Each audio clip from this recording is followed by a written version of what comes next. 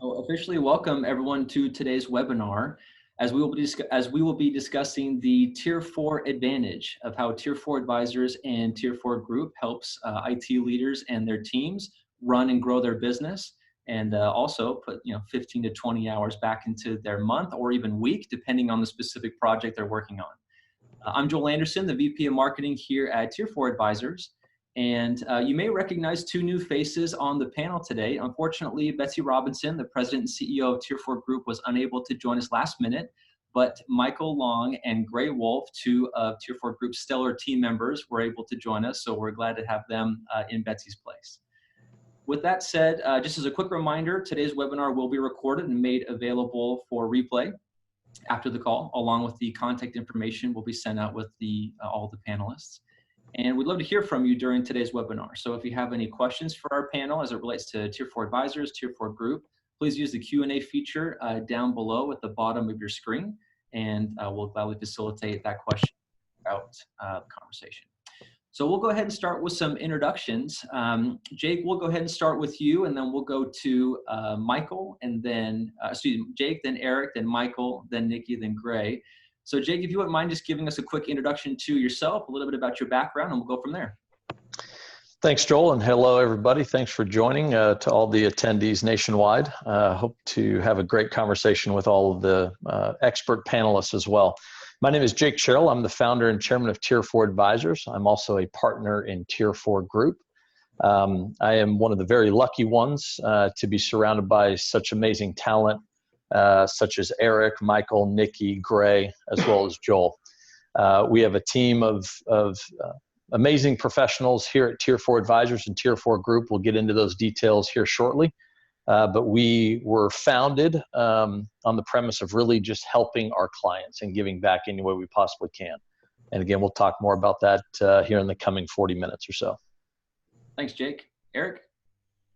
Hey folks, it's Eric McVey. I'm the CIO of Tier 4 Advisors and I guess dotted line the group as well. So I'm the resident old guy, 33 plus years in IT. Started when mag tapes were still the rage for storage, and evolved into walking through Kroger the other day and saw a 3 terabyte USB stick. I'm like, okay, I've seen it all. So we have fun. I joined Tier 4 in 2016.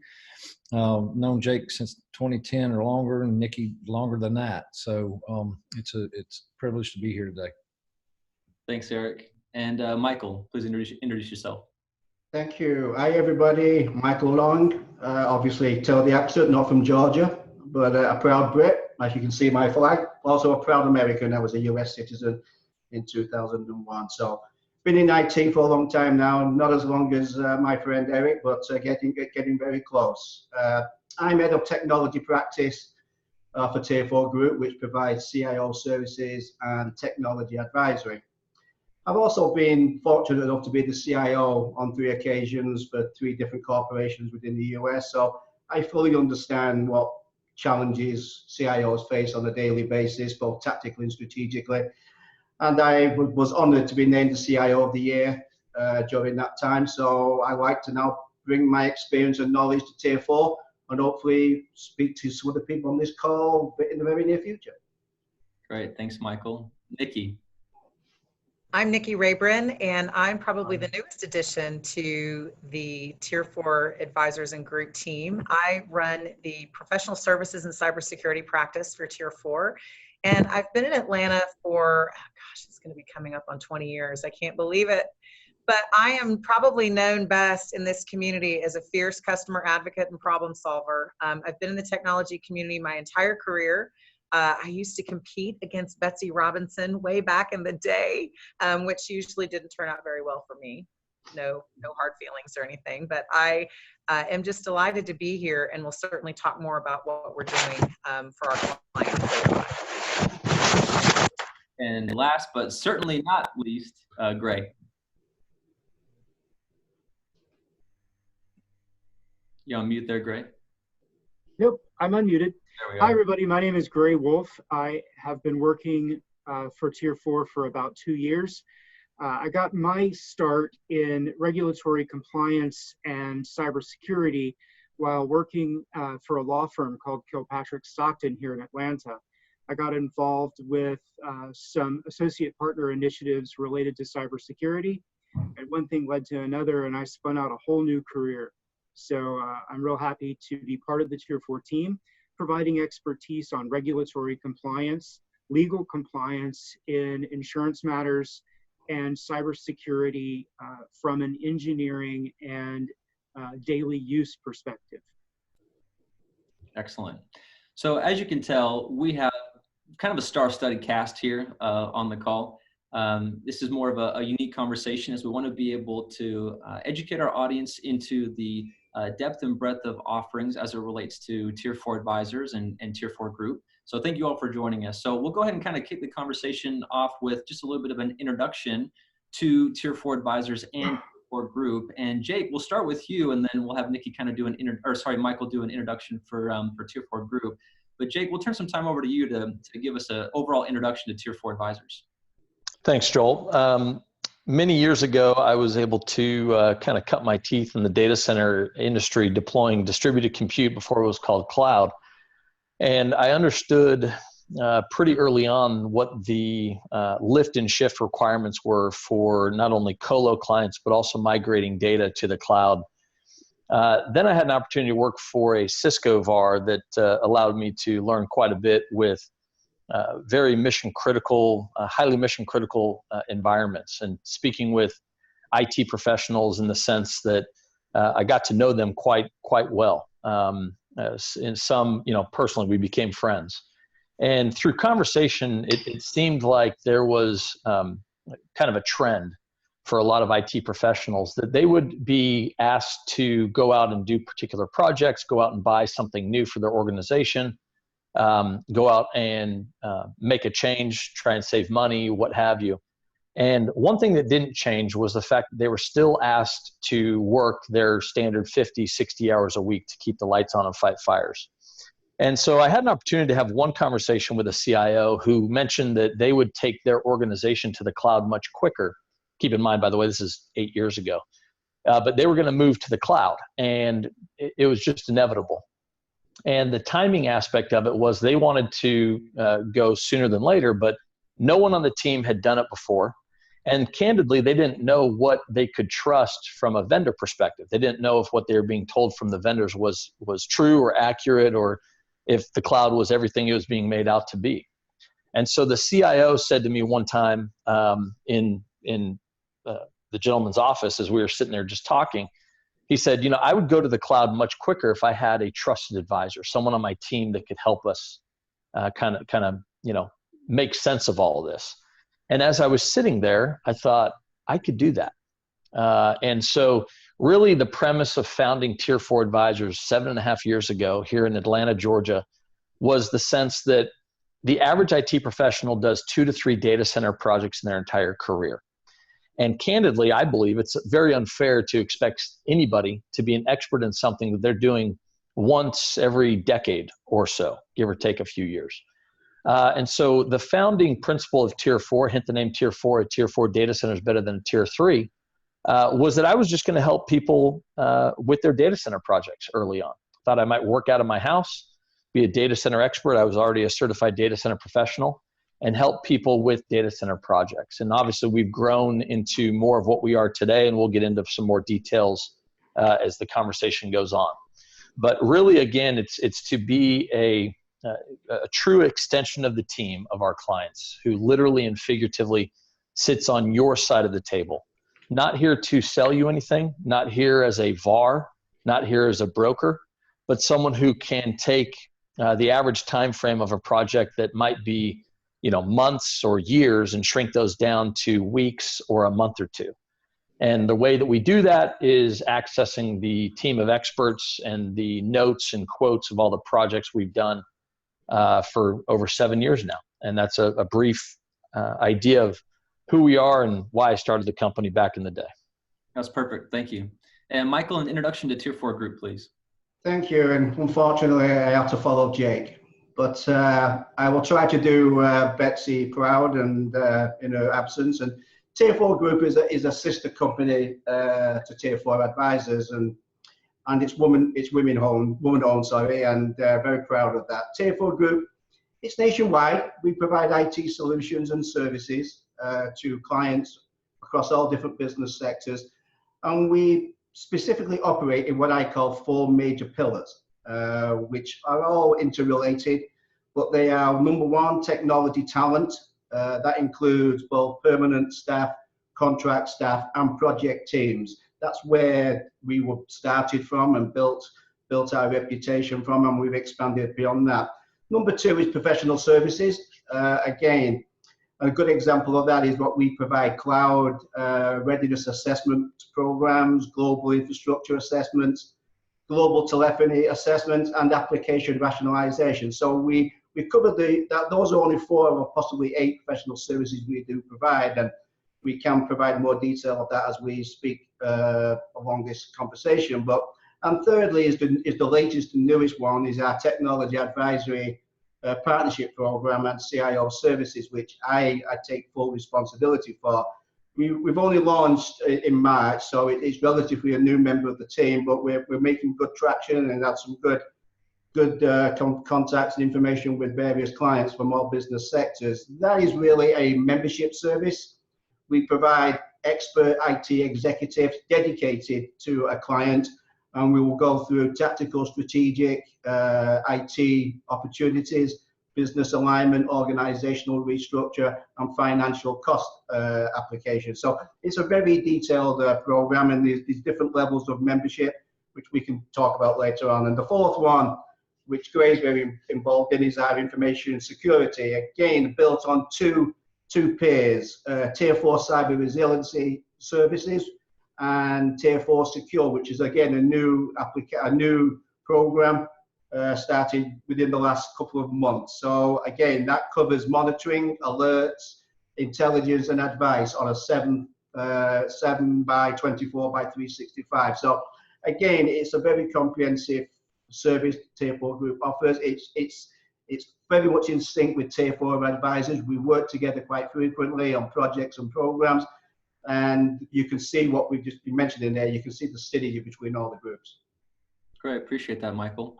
Host of different things offered between the 2 different companies, almost a kind of one-stop shop, the only 2 partners you may ever need again. But so let's kind of dive a little bit more into the actual process of how Tier4 Advisors engages with a client from start to finish, from Tier4 Group engaging with a client as it relates to professional services, talent, security. Niki, we'll go ahead and start with you. Tell us a little bit more about the process in which you engage with a client.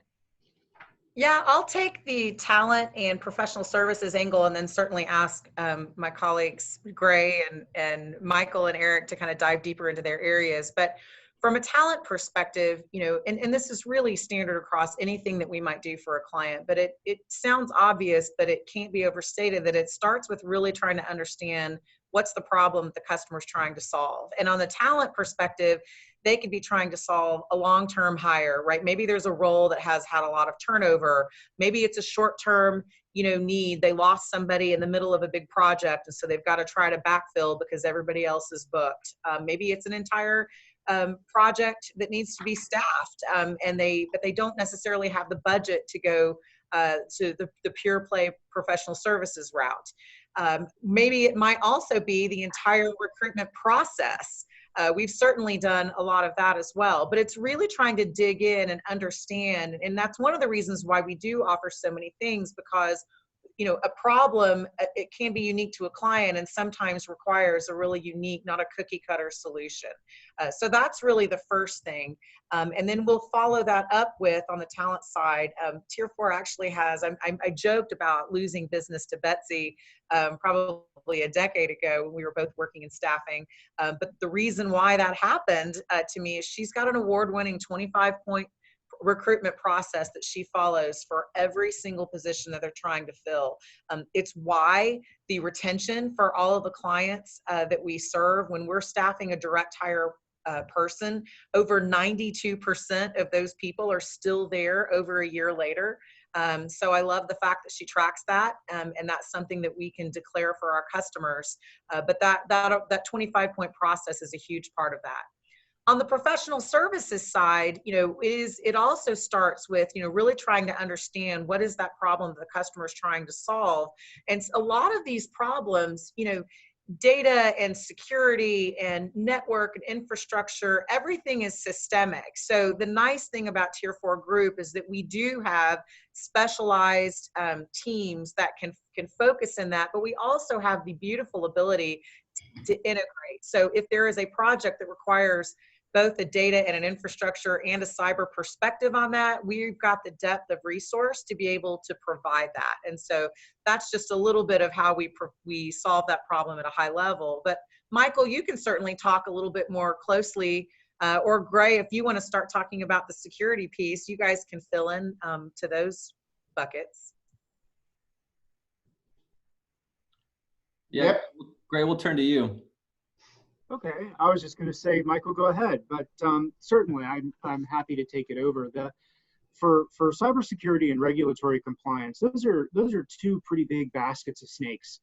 The complexity of even straightforward engagements requires us to have a focus on listening, understanding very clearly what our customer's end goal is for cybersecurity programs, regulatory compliance, et cetera. And while of course we have tools and we have procedures to help us in data collection and to help us in evaluating the profile and risk matrix of our customers, having a clear understanding of what they're looking to get out of our engagement is critically important. And we have additional capacities when it comes to layers of compliance and security. For instance, if you're already NIST compliant and ISO 27001 compliant, how much effort is it going to take to become compliant with the California Consumer Privacy Act or the General Data Protection Regulation of Europe?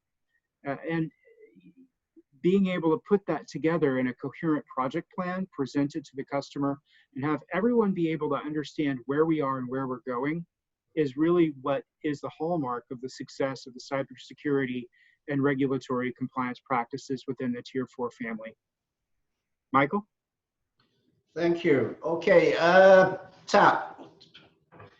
TAP was put together very often. Julie, one of my executive advisors, we realized that within the market, and being the CIO myself, I've used Gartner, I've used Infotech, and those are excellent services. And I was thinking about TAP and how we could make it a little bit more attractive to CIOs by, one, being a little bit more dedicated to the CIO or the head of IT, and secondly, it was far more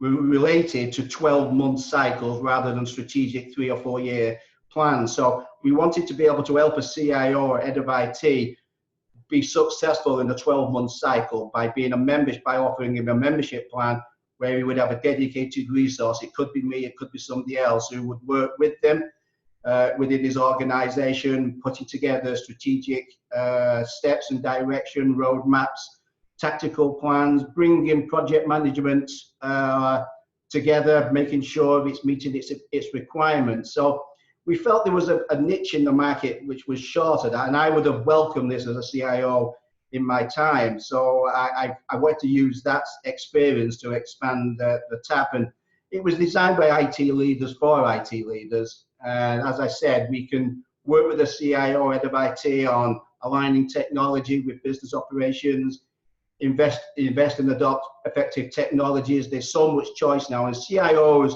sometimes get overwhelmed with what's out there, and I think they welcome somebody who could come in and work with them and give solid advice and guidance. And it's very comforting when the person they're talking to has been on their side of the desk. So I know the issues and problems CIOs face on a daily basis, and I can call on people like Eric, who's also been there, and we can give advice and guidance to. So it's very ensuring, and good thing about TAP is we are driven around the agenda of the client, not Tier 4 Group agenda. So we want to know what's their concerns, what their issues are, and how we can help. And as I said, we offer membership levels at 3 levels, so we can find one that is applicable to that organization, whether they're at the start of transformation or they're in the middle of transformation or they've gone through a transformation. We can find a way to help them to be successful. And as I said, it's a great personal relationship. You get to know the IT executive advisor. He works with you and your team. And about this program, whichever membership level you take, it's applicable to the CIO or the head of IT's direct reports. So we can have conversations with those people, which sometimes are very helpful to the CIO, whether it's an infrastructure issue or applications or project management. We can deal with the people who have full responsibility for that, and there's no additional cost from Tier4 Group for having those team members part of the membership plan. So again, I think it's a great one. And CIO Services, we recently just going to launch that service. It's built around interim or fractional CIO services, mainly for small to medium-sized businesses who are growing and realize the importance of IT, but probably can't really afford a full-time CIO. So we can provide them with a fractional CIO who could be working with them 2 days a week to bring them on board, put their IT strategy together. And that's proven to be a great success and very welcome for those businesses, because IT is just as it is to Coca-Cola. So that is again proven to have value, and also we do provide CIO consultancy services. Sure. Thanks, Michael. So as we look at like a Tier 4 advisor's perspective, when someone's looking to implement a new technology into their business, walk us through what that process looks like, Eric and Jake. And Eric, will kind of cue this up to you. When someone's looking to implement a new technology and they come to Tier 4, what does that look like? How do they engage with us? Well, to kind of piggyback on what Niki said, I'm glad she brought it up, because I was going to if she didn't. Our clients, when we go in and are talking to a client, and again, I reiterate and reemphasize, when we're talking to our clients, we do more listening than we do talking. And what we're looking for is that, what I like to term, that compelling event.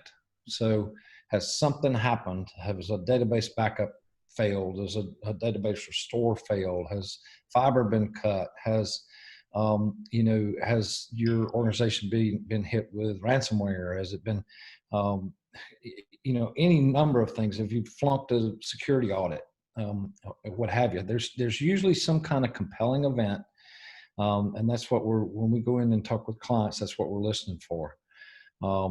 And Jake is probably the best at that. He was way back when he was calling on me at McKesson.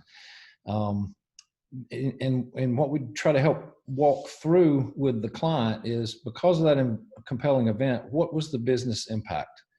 And if the business impact was loss of revenue, then that's a way to build a business case to be able to sell it back to the business. Hey, if we spend this money in this way, this is what we get, and this is how much revenue loss that we avoid, if you will, cost of avoidance.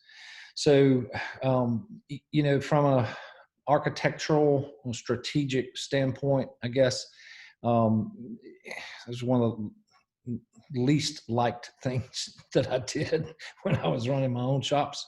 And so for current IT leaders, it's probably one of their least favorite things to look at, but it's a necessary evil. Depending on the industry vertical, retail, you can't build a 3-year plan. You can really only build about a 3-minute plan. But in other verticals, you can build a 3 to 5 year plan and step through and avoid that, what I like to call the Big Bang Theory. I never was a big proponent of that. I like to do things in phases.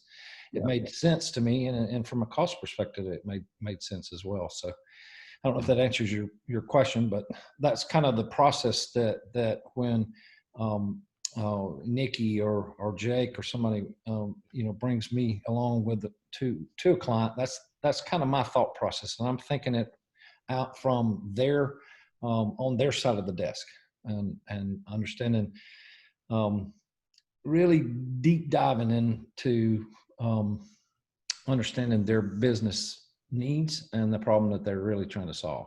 Yeah, 100%. So on the front end, there's this this architecting and strategizing that needs to happen, and then once that's completed, then you kind of move into the procurement, the sourcing process that actually goes into it. So I guess Jake, if you'll kind of address that, Tier 4 also has some more proprietary, unique methods that they use when going about procuring those services. So I'll let you speak to that for a minute.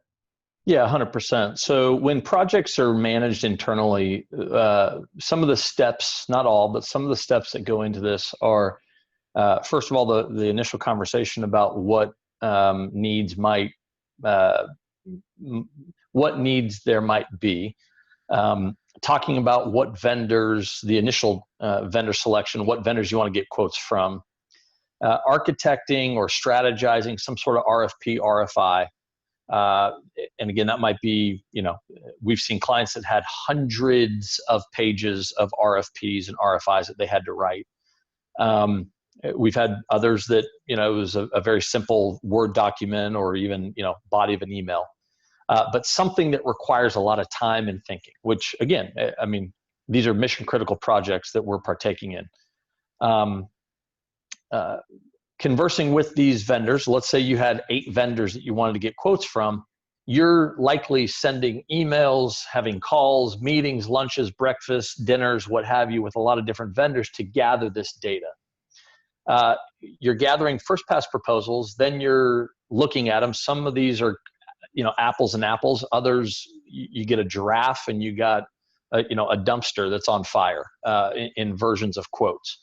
And then, and then you got to go back to the dumpster fire and the giraffe bidder and say, hey, nope, I was asking for an apple, let's, help me kind of get through this. And you're just managing all this back and forth. And some of our clients, Fortune 500, and in some cases, Fortune 100 clients, they have a procurement department that's doing a lot of this work for them and with them as well. Sometimes finance is involved. Sometimes Gray's peers and security and compliance are involved, and that's becoming more and more the case. Sometimes you have marketing, sales, anyways, a lot of different things. So I'm not trying to stress people out by talking through this, but this is a very real world example that just to do a project, it's not as easy as me saying, hey, I want to go get Starbucks, or I want to get, I've already made my decision of where I'm going, what I'm doing, how much I want to spend, and what I'm looking for. There's a lot that goes into it. So what do we do as Tier 4? Well, again, the vision was to simplify and expedite what IT professionals dislike most about their job. I would use the word hate, but hate is a very strong term. But if you asked 100 IT professionals what they disliked most about their job, the majority of them would say something to the effect of what we're talking about here, in dealing with vendors and a lot of the project stresses and the labor intensive aspect of that piece. So what do we do as Tier 4? Well, first of all, we do a lot of the work, and I say we, but the folks that are on this call do a lot of this with us and for us. When we sit down with a client and that client knows where they need to go eventually, but they don't necessarily know what vendors they want to get quotes from. They don't necessarily, they haven't written the RFP yet, or maybe they've written some, but not all. We understand how, and this almost sounds too good to be true for some, but in a 45-minute to an hour-and-a-half conversation, we understand a lot of the questions to ask already. So if a client is sitting here and saying, we want to go to the cloud, or we need to identify a DR as a service or DRaaS vendor, or I'm looking for a new MSSP, and I'm going to bring in Gray and Niki to help me understand that concept, or I'm looking for a hosted telephony vendor to get away from this 12-year-old on-prem PBX. If they haven't done that a lot, which most of our clients, and I'm talking about 99.9% of them, have not done this a lot, it's unfair, again, to expect them to be an expert in knowing exactly what information and data they have to collect and share with these vendors to get the quotes that they're looking for. So the fact that we've done this, we've architected these things, we've strategized with clients, we've done projects like this, again, 7.5+ years. We can have these conversations and in 45 minutes to maybe an hour and a half, gather as much information as we need, send that out to the vendors, manage that back and forth, And what the vendor partners like as well, just so we're very clear, is that we are able to help them shorten their sales cycle as well. So not only are we helping the client be efficient and effective and strategic in their own right, we're helping the vendors that our clients might be doing business with eventually do this much quicker as well. And it goes a long ways in that sense. And then once we get through, and I know, Joel, you want to move on to the other question, but I want to hit this point because it's very important. Once we are through with the initial quoting phase, the down selection, the negotiations, the client signing with a particular vendor, then Tier 4's value continues to maintain and show that for years to come. So our clients might sign a contract with Rackspace or AT&T or TrustWave, for example, a lot of different categories there. But that contract might be a 3-year or a 5-year contract.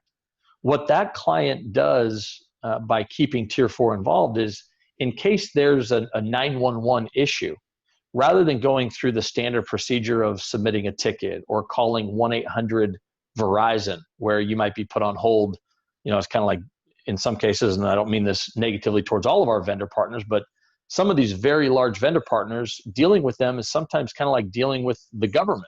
It's not necessarily super easy. So having someone who's an advocate, who sits on your side of the table, literally and figuratively, who has the direct dial information for not only a manager, but maybe an executive vice president or even a C-level executive, can get the job done depending on the client need. So there's a lot of value add there, but it starts with, here again, the sourcing and the transformation and the architecture, and it continues on again for a very long time after that. Sure, appreciate that, Jake. And for those who, we've been talking about before this webinar, how to put 15 to 20 hours back into your month. That was it right there. Jake just highlighted for us basically everything that we're going to do on your, and as a moderator, I'm going to try to stay as impartial as possible. But like, if I could emphasize one thing, it's that the amount of time and effort is going to be reduced by 70 to 80%, will be offloaded that you normally would have spent doing. So appreciate that insight, Jake. I'm actually going to move ahead just kind of in the conversation a little bit to a few other topics that we want to get to, because I think they're really valuable. Is this all sounds fine and dandy, great, we can talk about it all we want, but like, give me some real examples, right? Give me some hard facts related to how you drove some considerable results for your clients. And Niki, I want to start with you and mainly Tier 4 Group, and I want to hear from Michael and Gray. But Niki, talk to us about how you and your responsibilities with Tier 4 Group, some of the projects you've engaged with, and some of the results you've been able to drive with some of your clients. Well, I'm going to put my Betsy Robinson hat on, and I'm in no way, shape, or form a substitute for Betsy. But I think that it's so powerful to kind of highlight, honestly, the talent team here. And there are plenty of stories that Michael and Gray and Eric can share from a professional services perspective.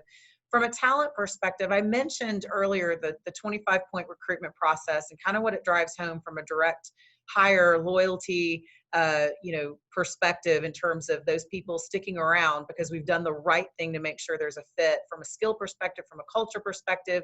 But that same quality focus has actually increased business with us or for us on the contract side as well. And here's the story that I think is so cool.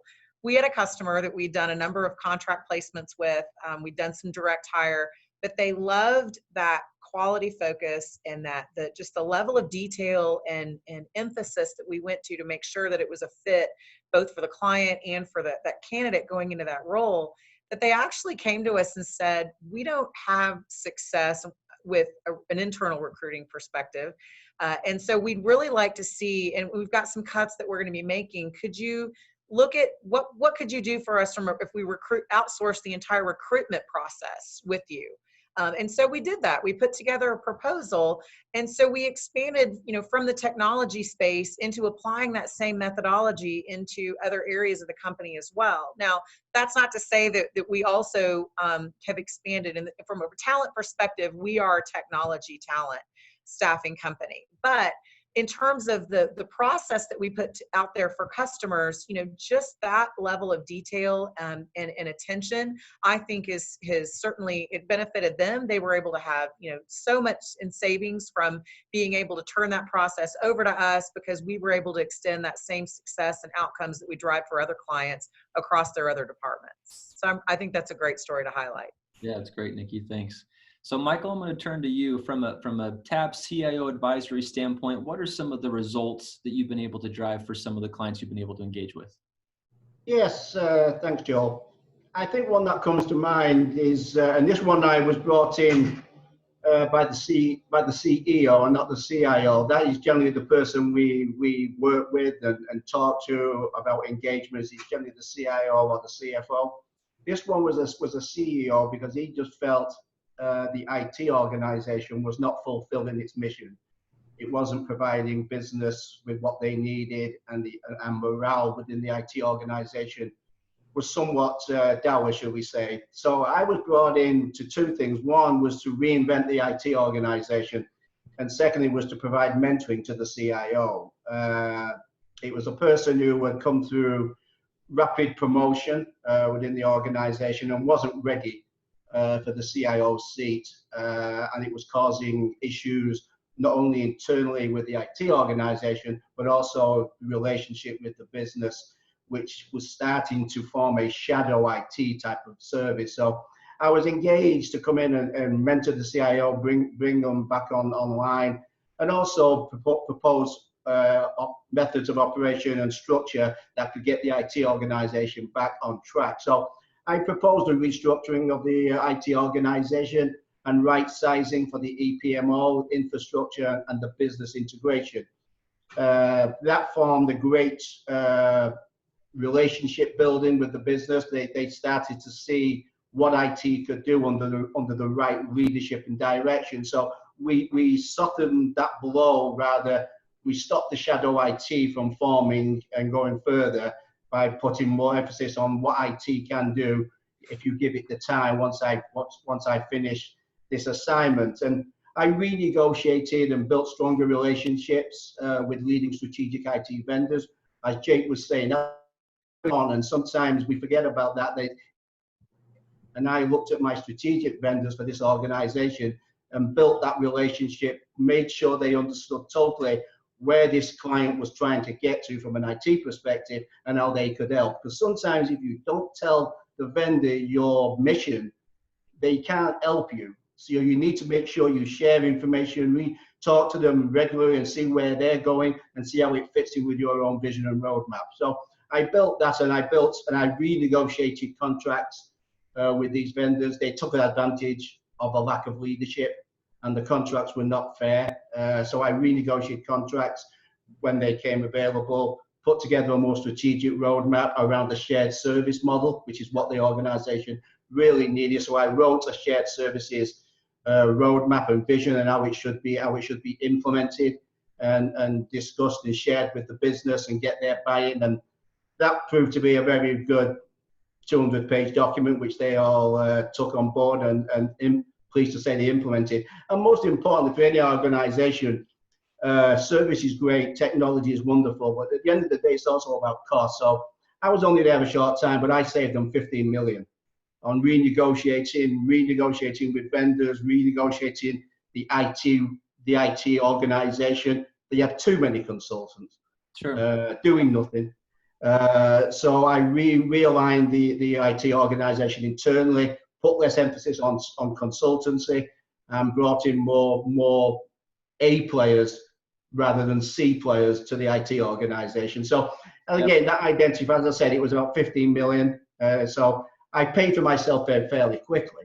So as you can see, and that was around a 7-month assignment, and I'm pleased to say the organization is moving in the right direction now, and hopefully, as I said, they're meeting all their expectations and the business is on board.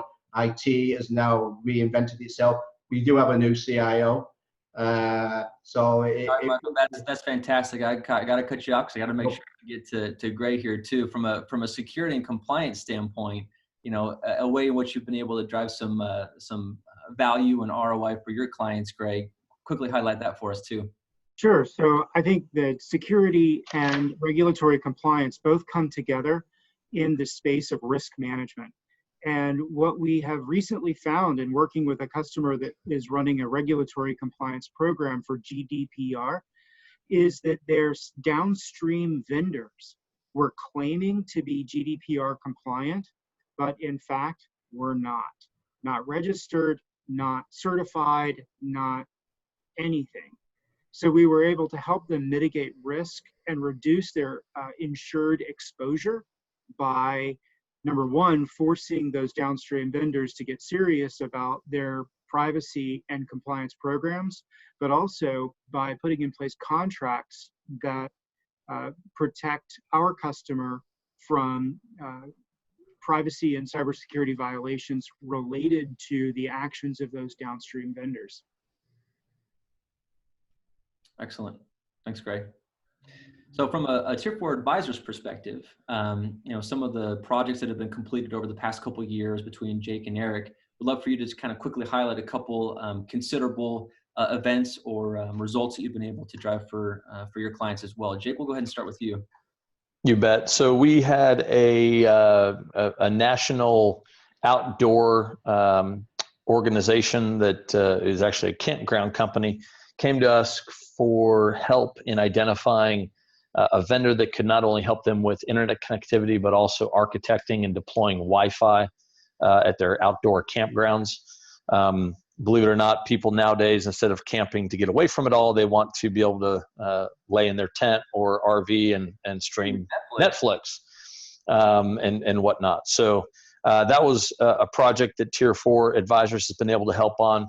Another one is an insurance company that approached us with the need to identify a new DRAS vendor. They were unhappy with the incumbent at the time. They also, come to find out, had a hosted telephony project on the radar as well. They were going to do the DR project first and then wait 6-8 months to do the telephony project. Our team was able to help them actually in parallel, believe it or not, and knock out both projects in a matter of just a couple of months. And so that was a tremendous win that we were able to partake in. Another one was a Fortune 500, without getting too far into the details, client who was with a very large implementer, worldwide implementer. They felt that they were paying too much for the managed services and data center services that they had signed a contract years before. We were able to get involved with this client. Long story short, help them simplify and expedite the procurement process of this particular global data center and managed services project, and help them save 32% off of what they were paying prior with a massive household name vendor. Another one was a hospital system in the Southeast. They also had a secondary site that was more of kind of gear that was maybe plugged in, maybe not, in an office building somewhere on campus called disaster recovery. And I see Gray smirking because we've seen a lot of those in our careers. And long story short, they were tasked with, okay, great, thanks for having metal in a room somewhere that may or may not be plugged in and certainly not tested, but what would it take us to have some form of RTO and RPO that is even remotely respectable? Long story short, great team of internal organization professionals on the IT team. However, they had never done anything like DR as a service, none of them. A lot of folks had been there a decade plus. And again, if the organization hasn't done it, then they haven't done it either. So it's hard to expect them to be an expert in that sense. Long story short, we were able to get involved, help them identify a list of DRAS vendors and expedite that entire project, successfully tested and implemented within months, rather than probably would have been internally, which would have been a lot longer. And I'll turn it over to Eric for one other example that we wanted to share in this particular category. Yeah, thanks, Jake. Real quick, because I know I'm about to get the hook from Joel. we're contacted by a large, I'll call it a conglomerate financial services company up in the Midwest. And they had grown by acquisition. And as you can imagine, in those acquisitions, everybody had their own pockets of IT, and leadership changed, and they were looking to go to the cloud. And so what we did for them is really did a cloud readiness assessment. It did tons of interviews with a lot of application owners, security, network folks, and obviously IT leadership, and kind of put together what we observed and recommended for a cloud strategy, if you will, a phased cloud strategy, like I mentioned before. So we put that together in a really detailed technical document for IT consumption. And then we did an executive level presentation, really, of what moving to the cloud and the various stages of that cloud movement look like. And the CTO actually took that presentation. We did that on their PowerPoint template. He actually took that presentation to his board verbatim, made no changes. Once he kind of walked through it and understood, the content and agreement in that content, he took that thing straight to the board. So that's kind of, having sat on the other side of the table, we know how to make those business cases and save them a ton of time. Excellent. Appreciate that. We are up against our time. However, there's literally so much more that we want to cover. We actually are going to stay a couple extra minutes. So if you can, please stay with us. If not, understand if you have to drop. Same thing with our panelists. We know that some of you have some other engagements that you have to do. We did want to feature at least the kind of key members of the Tier 4 Advisors and Tier 4 Group team that you get to have access to if and when you have projects that we need to engage on. There are a couple of things that we did want to highlight real quickly, and this would be more kind of flipping the script a little bit as it relates to an IT leader's perspective when they're having conversations with Tier 4 Advisors, Tier 4 Group. We wanted to address some of the objections that we've heard every now and then as to why they may or may not be able to engage with us on a project. And so, Eric, since you were just off mute, we'll kind of turn back to you. If you wouldn't mind, giving us a quick example of an objection that maybe an IT leader has given you and how you were able to overcome that, and then kind of come in and save the day. Yeah. Thanks, Joel. The best example that, and Jake touched on it briefly, that I can give is we've done so many of these type procurement projects for folks. We have figured out what the market rates are depending on where you are in the country. And what I mean by that is colo rates in the South are X, colo rates in the West are Y, colo rates up in the Northeast are, ABC, all over the map, right? And so a lot of times what we've done for clients is basically tell them, you're paying 3 times what you really should be paying. And they go, really? How do you know that? And I said, well, let me go out to bid on my paper.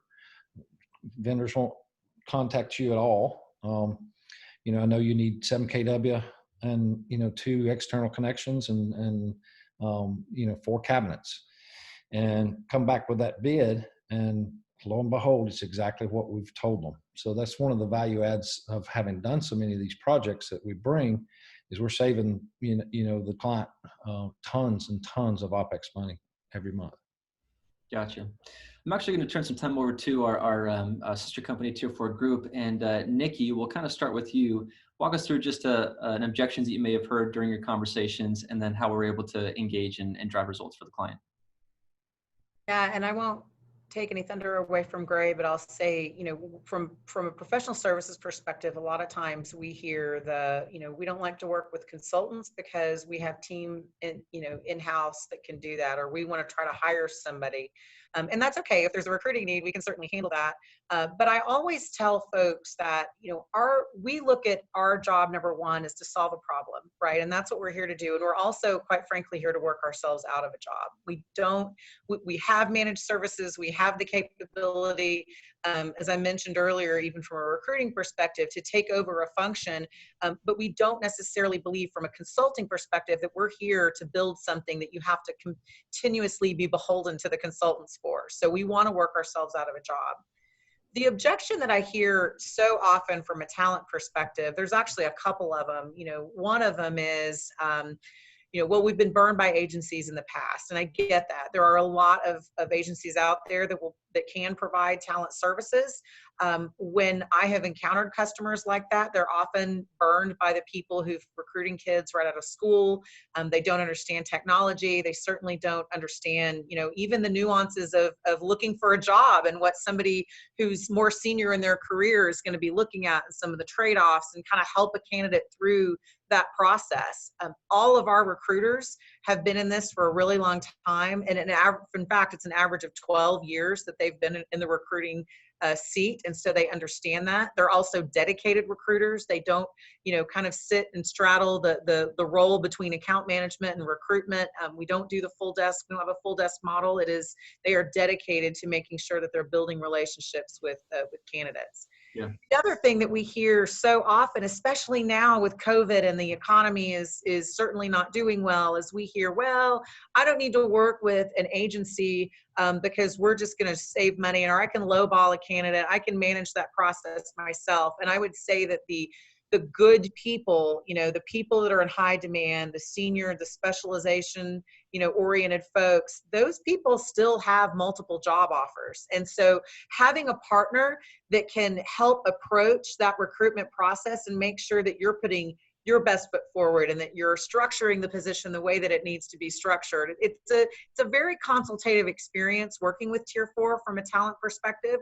And so those are again, like we've heard Jake and Eric talk about, that knowledge and of that, how to execute on that function is something that we can bring and advise our customers on. And I think that will always be valuable. Perfect. Thanks, Niki. Gray, we'll go to you, and we'll end with Michael. I hear two a lot. The first is that security is a black hole, and no amount of investment is going to actually provide security. And just to address that, it depends on the approach that a cybersecurity program takes. And what I always tell people is, you don't know what you don't know until you know for sure.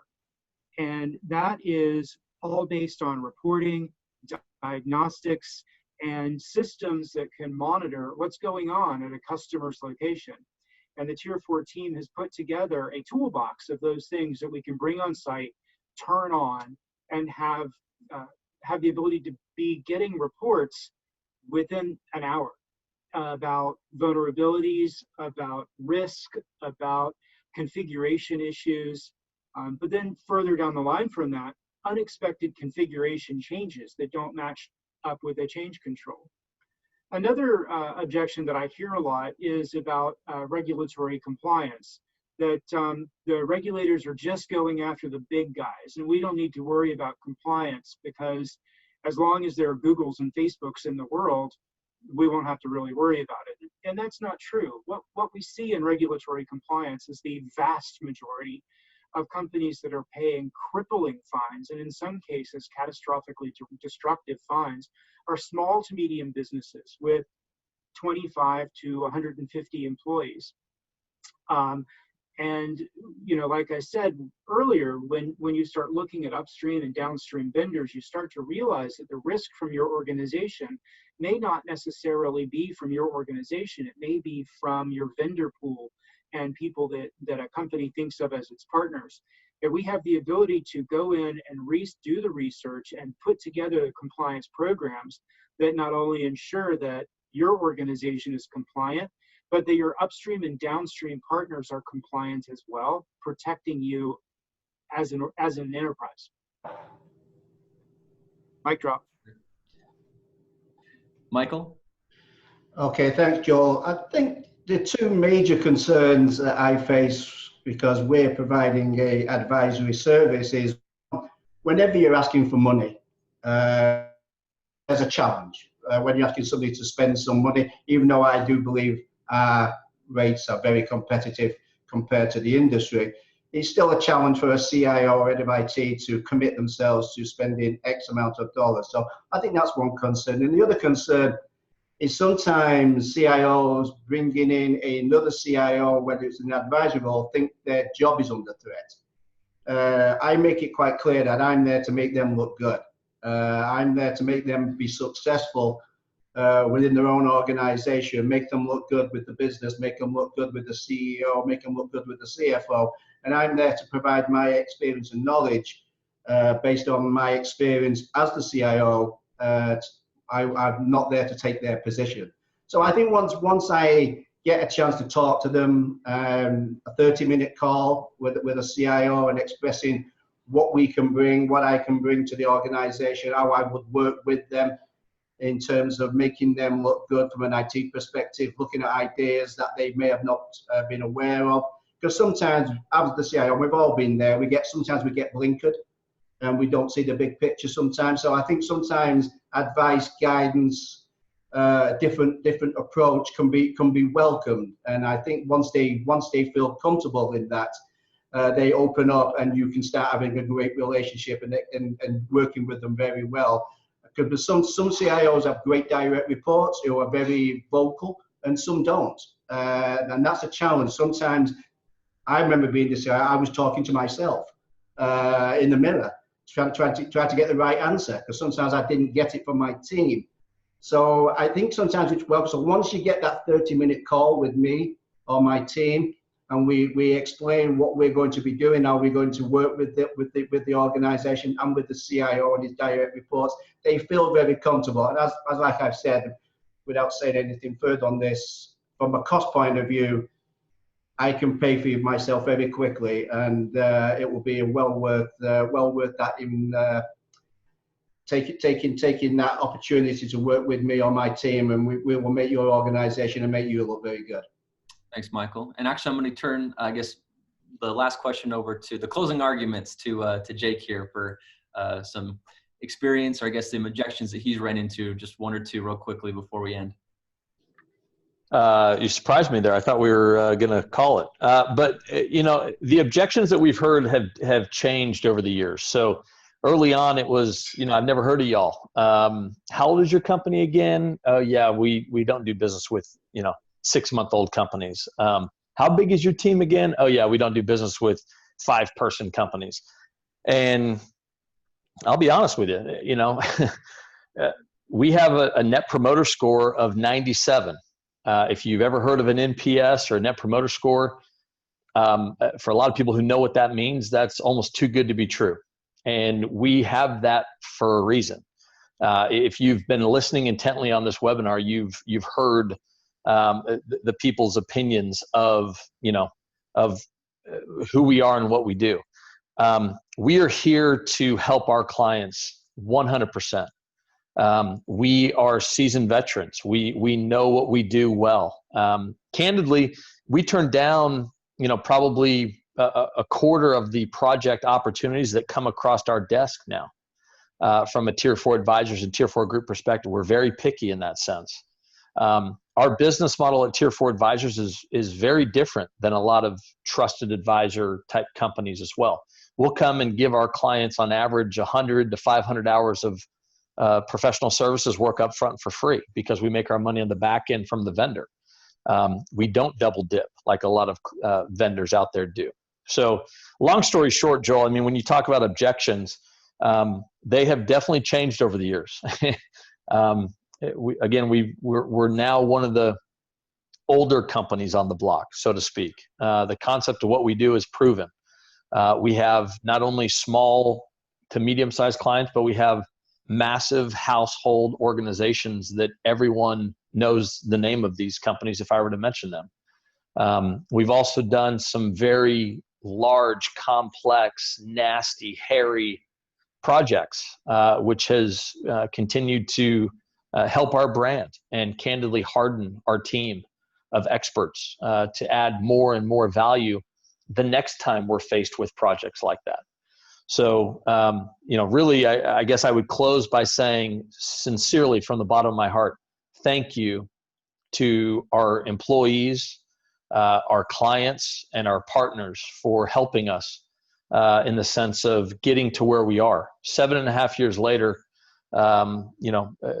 now being two companies, Tier4 Advisors and Tier4 Group, both with, servant leadership,